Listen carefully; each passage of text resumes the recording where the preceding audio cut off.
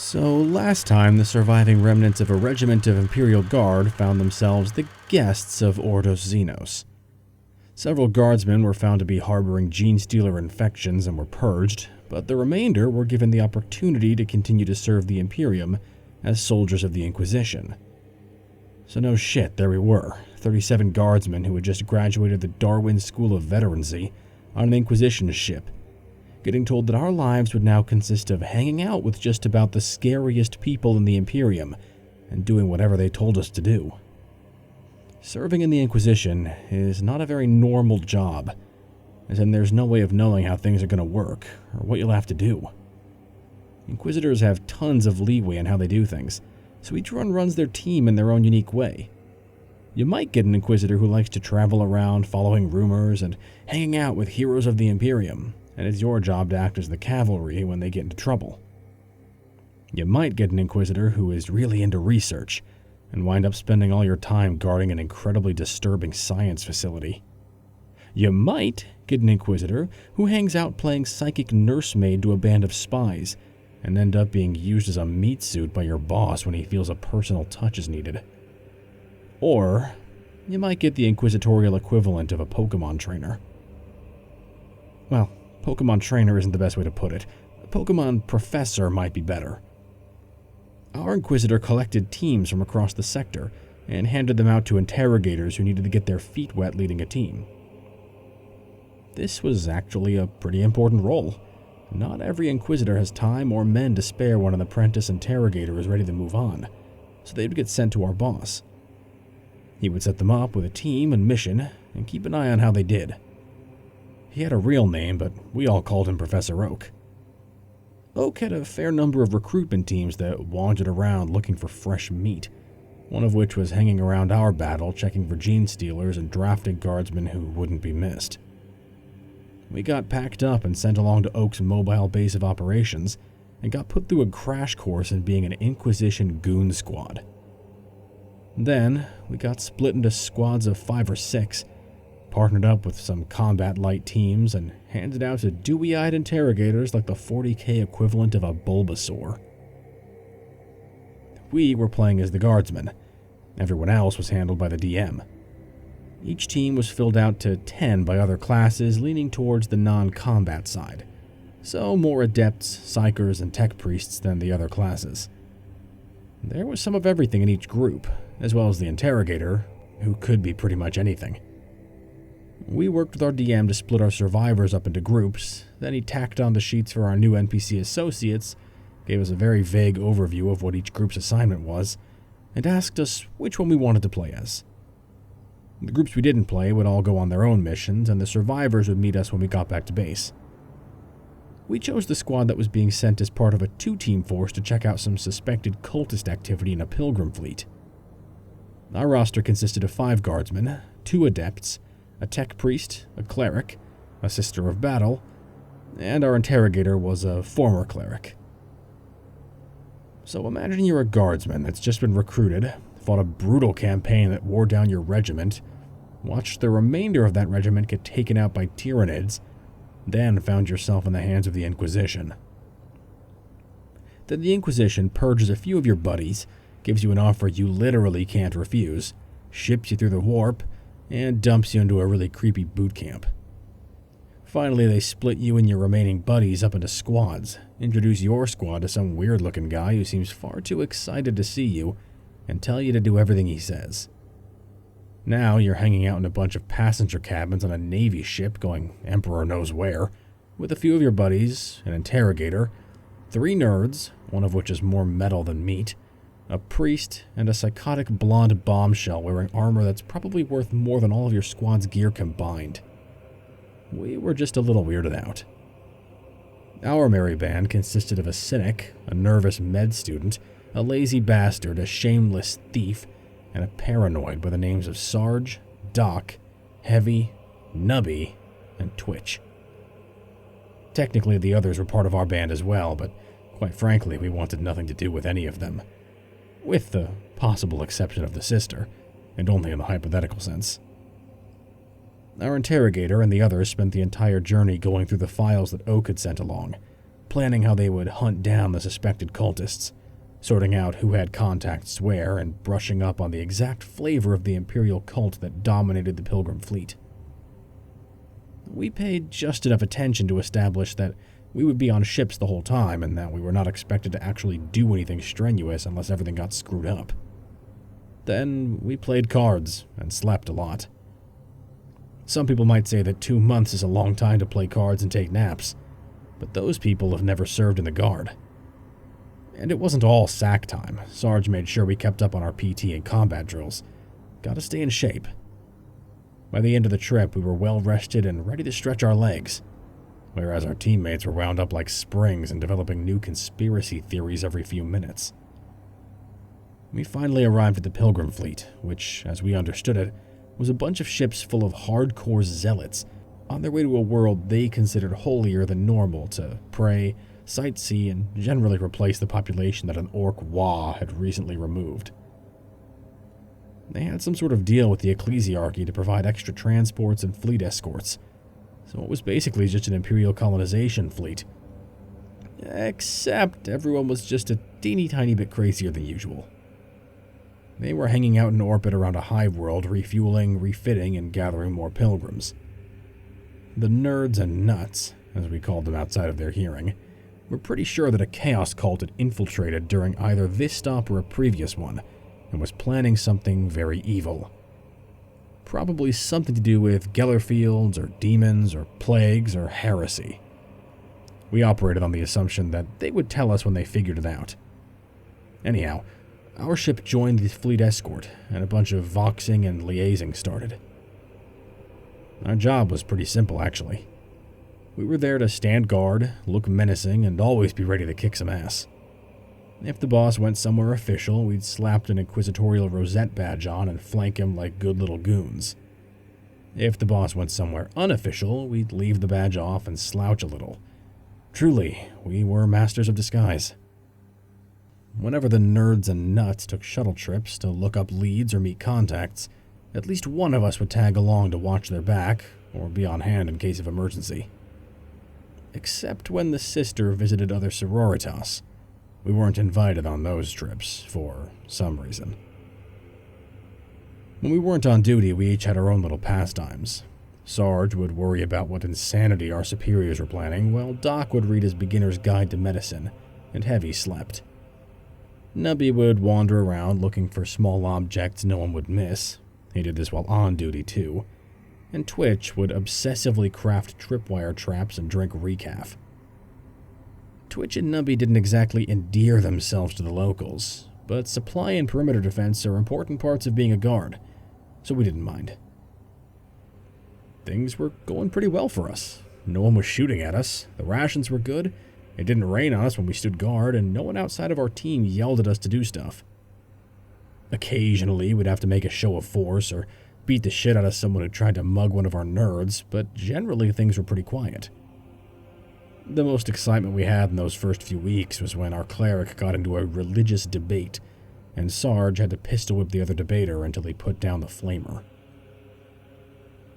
Eventually they must have figured something out, because we all rebased to a single pilgrim ship and made ourselves the guest of the captain. While everyone else was running around saying things like, "The game is afoot," and "We almost have them," and "I can practically smell them," Sarge had us gear up and get ready for everything to go ploin-shaped. The cavalcade of screw-ups started with one of our nerds finding a chaos tome in a collection of holy relics, and immediately deciding that it was his inquisitorial duty to find out exactly what flavor of soul-destroying evil it was by reading it. Unfortunately, Nubby was currently on babysitting duty, and was not experienced enough to know that the correct response to someone doing this is to hit them until they stop being stupid. Instead, he called for backup, which is a pretty good response in any case, while he kept the priest who owned the relic collection covered. By the time backup arrived, the adept was giggling and speaking backwards. Backup consisted of Heavy and Twitch, as well as, unfortunately, the other adept and the cogboy. The two sane-ish nerds decided the correct response here was to try and take the book away from the gibbering adept, and started chasing him around the room. Since neither the adepts nor the tech priest were very athletic, the chase looked a lot more like a bunch of nerdy kids trying to play tag than Inquisition agents pursuing a heretical artifact. None of us felt comfortable taking the initiative here, so we all just covered the doors to make sure no one entered or exited, and stood there watching the demented game of keep away. Then the gibbering adept finished the spell he had apparently been reciting, and a minor demon manifested. This galvanized us nicely, and all three of us started pouring las fire into the thing before it could do anything. Unfortunately, the priest who had been covering took the chance to run for it. Then the gibbering adept followed him out the open door, then both of our nerds gave chase, and now all four were running through a room full of pilgrims. The priest was screaming about heretics and demons, the adept was screaming about the glory of chaos, and the nerds were still trying to wrestle the book away. The pilgrims mobbed the insane adept and tore him and the book apart in seconds, then started chasing the nerds with similar intent. The cogboy apparently took charge and decided that not being torn to pieces was the better part of valor. Then he concluded that the safest place to hide from a mob of maddened Imperial zealots was with the tech priests who kept the ship running. The nerds ran all the way to the ship's engine rooms, with a steadily growing mob at their heels baying for blood. The tech priests led them in and closed the door behind them, but the mob refused to disperse and settled in to siege them out. Meanwhile, the heroic guardsmen shot the minor demon until it stopped moving, and then stomped on what was left until it stopped being solid. That done, we went to check out the runners, and saw the mob chase them out. This was above our pay grade, so we decided to kick the problem upstairs and fort it up while we waited for further orders. Eventually, our cleric and sister arrived with Sarge and Doc in tow, and the boss voxed us all. We gave our report, the nerds were voxed and gave theirs, and then the boss gave us our orders. Us guardsmen were to secure the relics and demonic remains, the nuts were sent to talk to the pilgrims' leadership to get the mob dispersed, and the boss would talk to the captain and get some support sent down. This sounded like a pretty good plan. But by this point, we'd started to suspect that we were the only competent people on the team. What happened next proved us right.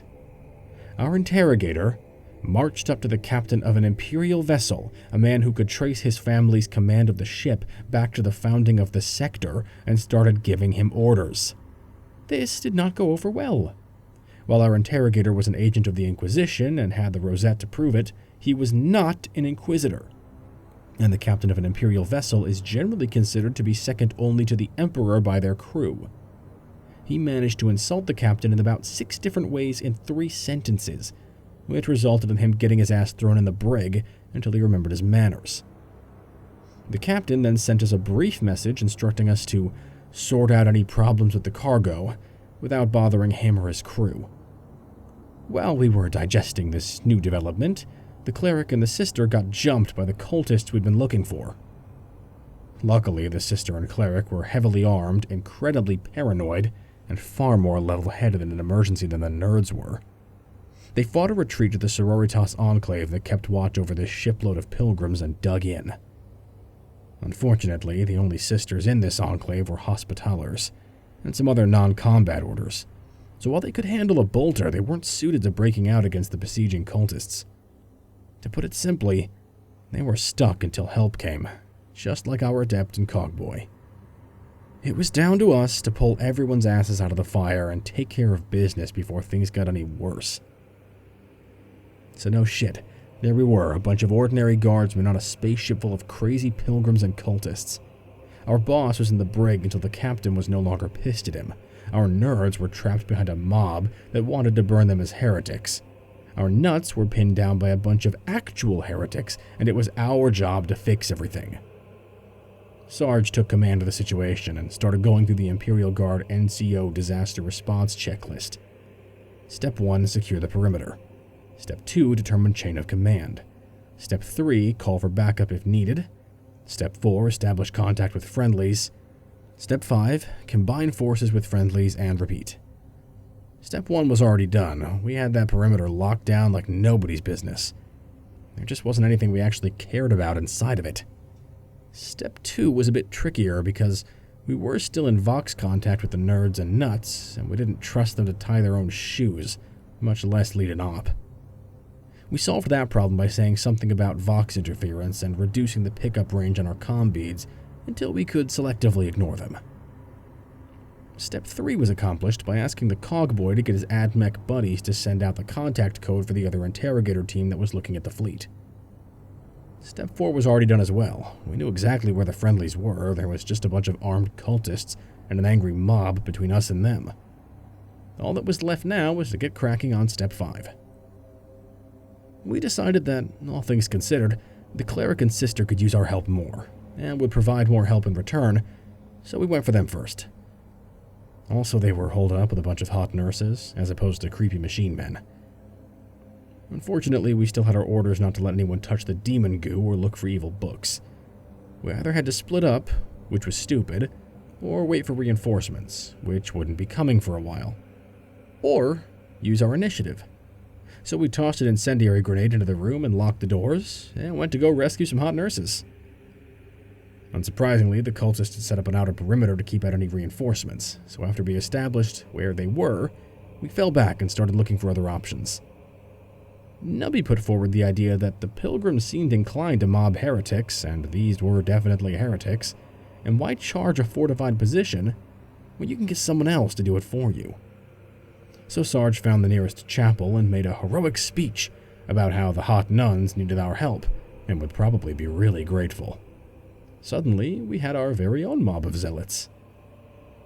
The attack went more or less perfectly.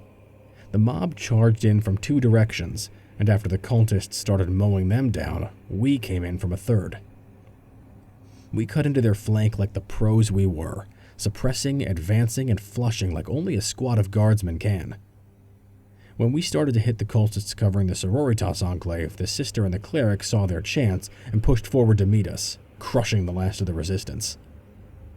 Unfortunately, the second we rescued them, the sister and cleric started giving orders.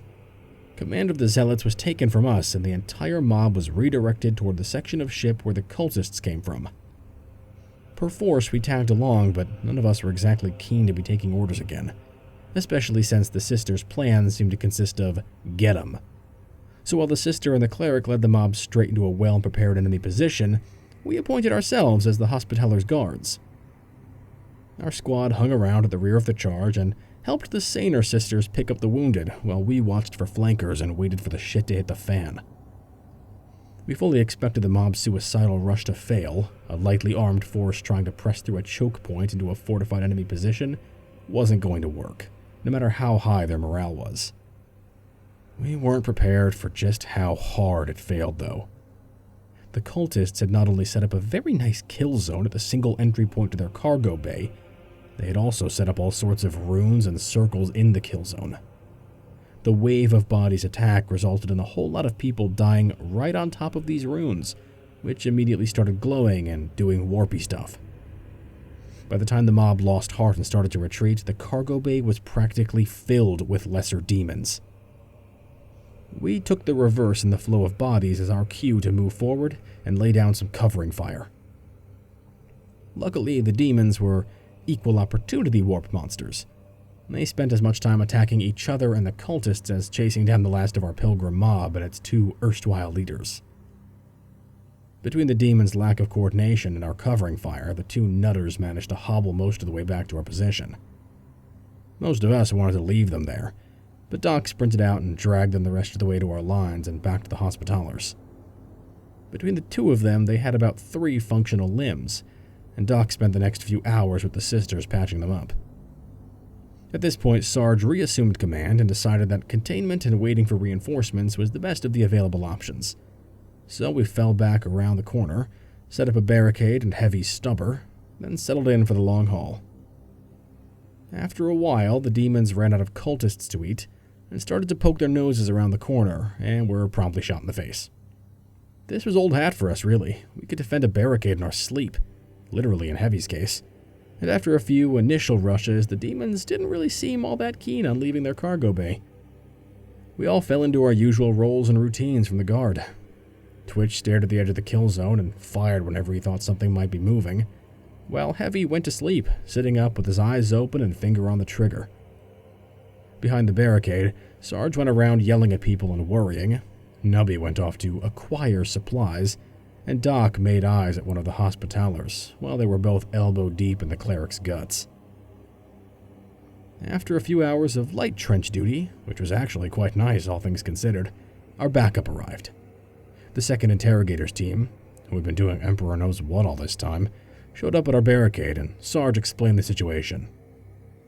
Once again, command was handed off, but luckily the new interrogator decided to leave Sarge in charge of the barricade, while he went to talk with the captain and convince him to not just void our section of the ship. Our little troop had been reinforced to 10 guardsmen, 2 psychers, and another damned cleric, so Sarge decided it was time to be proactive. Sarge wasn't happy to have another cleric around, and none of us wanted anything to do with the 2 psychers, so the cleric was put in charge of keeping them as far away from us as possible. That taken care of, a plan of attack was quickly formed, and a pair of grenade launchers were scrounged up from the other team's arsenal, and Nubby's collection. We started a walking barrage up the hallway, then slowly advanced our entire barricade until it was at the edge of the cargo bay. This wasn't exactly the fastest way to clear out a demon infestation, but it was definitely the safest. Not a single one of them managed to get within biting range of us. Once we were to the edge of the bay, we just sat there and shot nades into it until we ran out, which took quite a while since Nubby could acquire a surprisingly large amount of stuff. Eventually, the launchers ran dry, and it was time to clear the cargo bay the old-fashioned way. But the nades had done their job wonderfully. There wasn't really any cover left in the bay at all, so as long as we advanced slowly and carefully, it was pretty easy to mow down the few remaining demons before they got close. All in all, it went pretty well, except for the big glowing shield thing at the back of the bay. The shield was big and glowy and evil-looking. We could sort of make out the remaining cultists inside of it doing cultisty things, but we had no desire to get close to it. Quite aside from its appearance, there were quite a few corpses near it that looked like they'd been turned inside out. We scientifically examined the shield for a while, which is to say we shot it with every type of weapon we had sitting around, but nothing even dented the thing. Eventually we gave up, and Sarge voxed the replacement interrogator and the 2 adepts with him for advice. We got a long-winded explanation that included a lot of terms like ritual entropic shield and drawing power directly from the warp, and energy-based demonic life form, and attempt to psychically resonate with, then overwhelm the field, which boiled down to go get the psychers to poke at it. This was not the solution we were hoping for. We had all heard stories about psychers and had encountered a few chaos witches during one of our deployments, so none of us had any desire to be near our 2 psychers when they attempted to crack open the shield. With the exception of Sarge, the cleric, and the other squad's leader, we all fell back as far as we could and got ready for a shitstorm. It didn't take long. Within a few seconds of the psychers walking towards the shield and getting all glowy, everything went wrong. The first psyker started screaming and was suddenly surrounded by a torrential downpour of blood, and then the second psyker started growing wings and horns.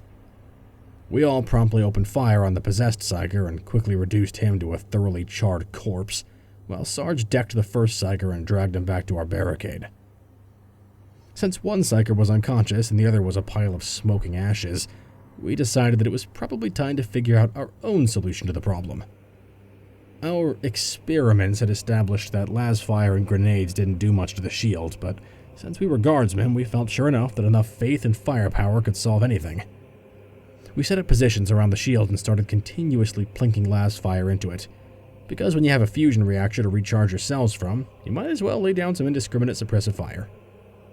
While we held the fort, Nubby and the cleric were sent to acquire as many explosives, holy artifacts, and priests as possible.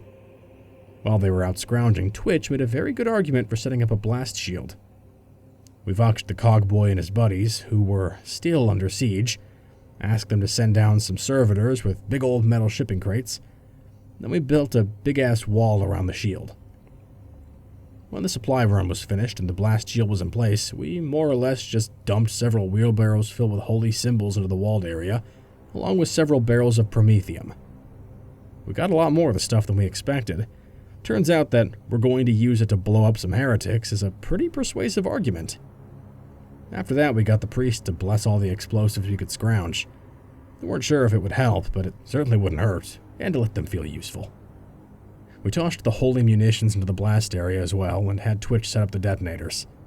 Then we got as far back as we could, started a 10-second timer on the explosives, and ran like hell. None of us were really sure if the holy shrapnel helped at all, but when we came back there was nothing left of the cultists and their shield except a glowing puddle of molten metal and a series of dents in the walls that no amount of buffing would ever remove. At this point, Sarge declared victory, and we all went to get a snack, a nap, and a cup of recaf. After that was done with, we decided it was about time to retrieve the rest of our team and get the hell off the ship before anyone else tried to get us all killed. We secured the boss from the ship's brig by turning the cleanup investigation over to the second interrogator, and promising to never bring our boss back to the ship, ever. While he was escorted to the shuttle, we chatted with some of the priests who helped us make our giant holy hand grenade, and got them to smooth things over well enough for us to get our adept and cogboy back. Finally, we got our sister and cleric deposited in our shuttle's infirmary, where they would stay until we handed them off to Oak's doctors for a complete set of augmetics. Then we went out and got drunk. We enjoyed a night of drinking with our friends from the other team, as well as a few of the more helpful pilgrim priests and our surviving nerds. The high point of this was all of us giving Doc shit for being hung up on one of the hospitalers, then hauling his drunk ass down to their enclave and getting him to declare his undying love for her and her dexterous hands and perfect stitching. We dragged him away before he could devolve into sloppy poetry, piled into our shuttle and called it a night. By the time we woke back up, we were docked with another Navy transport and on our way back to the ISS Pokemon Center. The trip back was almost exactly the same as the trip out, except we hung out with the cogboy a little more, and Doc was kept busy. The tech priest had been damn handy working with the ship's admech and handling our communications, so we promoted him to the rank of cogbro, and he was welcome in our quarters. Doc had a pretty stressful trip. It was his job to keep the sister and cleric alive until they could be handed off to Oak's medical teams, but he'd never had proper medical training, just a crash course in field aid and meatball surgery. The ship's surgeons could have helped, but the interrogator refused to ask the captain for their help for some reason, so Doc cracked open his medical books and did the best he could. They lived, mostly. When we finally got back to the Inquisitor's ship, we immediately went out and found the other survivors from our regiment. We all swapped tales of incompetent superiors, insane teammates, horrific enemies, and intense boredom, until word came down that our interrogator was being praised for his success and would be elevated to full Inquisitor. Everyone had a good laugh about this, and we joked about where he'd find himself imprisoned next, right up until we got word that he was looking for us with the intent to add our squad to his new retinue. We spent the next week or so hiding with the cogbro in the bowels of the ship, while all of our buddies made up wild and conflicting stories about our untimely death, reassignment to a penal legion, imprisonment by the Ordos Hereticus, induction into the Astartes, and so on. Eventually he left, along with the surviving adept, as well as the sister and cleric, both of whom had more metal in them than the average tech priest by this point. We all breathed a sigh of relief and returned to our regiment's little camp. After a few weeks of R&R, or as close as you can get on an Inquisition battleship, a runner came down and told us we were being assigned to a new team under Interrogator such and such, and we were to report to our shuttle immediately. With a weary sigh, we packed up our bags, or overloaded wheelbarrow in Nubby's case, and headed out to our transport. When we got to the shuttle, the pilot helpfully informed us that the interrogator, his 2 assistants, and his 3 psychers were already aboard. Twitch and Nubby both tried to run for it, but the shuttle's hatch was already closed. Twitch and Nubby were retrieved, and we all moved into the main seating area of the shuttle. We were greeted by our new interrogator and introduced to our teammates, one of whom was giggling and chewing on a seat cushion. As we stared in horror, the interrogator gave us a quick briefing, explaining that we'd been assigned to go find out why a world hadn't been supplying psychers to the black ships. We did not have a good feeling about this.